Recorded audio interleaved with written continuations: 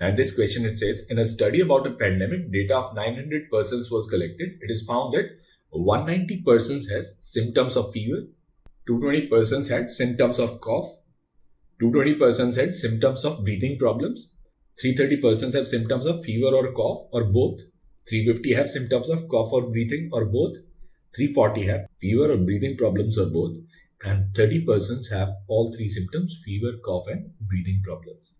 Now, if a person is chosen randomly from these 900 people, find the probability that person has at most one symptom. Now, basically, if you look at its Venn diagram,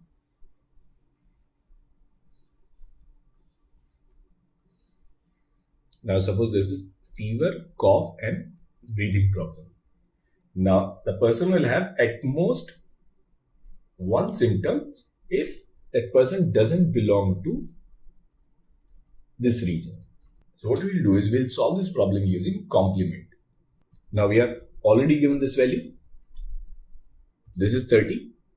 So N F intersection C intersection B. This is 30. Now we need to find F intersection C, C intersection B and B intersection F. Now N F intersection C will be NF plus NC minus N F union C. Now NF is 190, NC is 220 minus fever or cough, it is 330, which is nothing but 80. And the same way we'll find N C intersection B will be NC plus NB minus N C union B. Now, number of people coughing, 220. Breathing problems, 220 minus both, 350. Now it will be 440 minus 350, which is 90. And if we look at N, F intersection B will be NF plus NB minus N F union B, and it will be 190 plus 220 minus fever and breathing 340,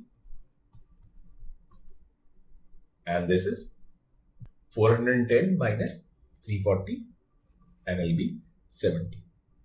Now we need to find this probability that the person has at most one symptom.